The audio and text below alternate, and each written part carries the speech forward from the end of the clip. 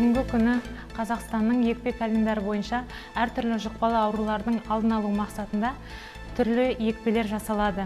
Өкінішке орай бас тарту жиі кездеседі. Көбінесе түрлі діни түсініктері бар аналардың арасында ол жиі кездеседі. Себебін сұрағанда дәлелді себебі жоқ. Қаншалықты маңызды екенін олар түсінбейді. Елімізде жыл сайын инфекциялық ауруларға қарсы 5 миллионға жуық адам, оның ішінде миллионнан астам бала егіледі. Тұрғындарды вакцинациялау ұлттық егу күнтізбесіне сәйкес 21 инфекциялық ауруға қарсы тегін жүргізіледі. Вакцинациялық екпеге байланысты әлемдегі үлкен ғұламалар кеңестері бар. Атап айтқан кезде Ислам конференциясы ұйымына қарасты фиқ ғұламалар кеңесі, содан кейін жаңағы үлкен ғұламалар кеңесі деген сияқты үлкен кеңестер бар.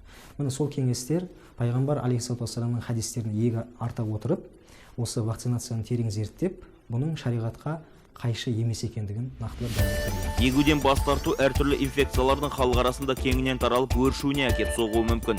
Өкінішке қарай ондай жағдайлар елімізде тіркелген болатын. 1995 жылы елімізде кең етек жайған дифтерия салдарынан 1105 адам ауруханаға түсіп, оның 66-сы қайтыс болды. Дифтерияның одан әрі тарауына халықты жаппай вакцинациялау арқылы тосқауыл қойылды. 2005 жылы бұрын-соңды қызылшаға қарсы егілмеген жеткіншектер мен балалар арасында осы инфекцияның ірі өршуі тіркелді.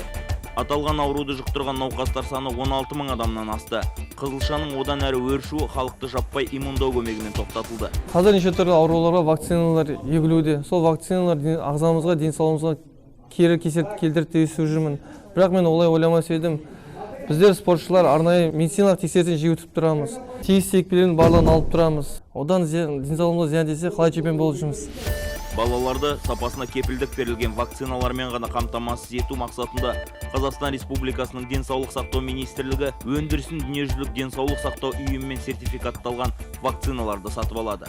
2013 жылдан бастап Қазақстан Республикасына әкелінетін вакцинаның әр партиясының сапасы мен қауіпсіздігі бағаланып, олар міндетті түрде сертификаттаудан өтеді. Барлық ата-аналарды балаларымыздың болашағы үшін, Қазақстанның болашағы үшін, дені сау ұрпақ үшін екпелерден бас тартпауын сұраймыз.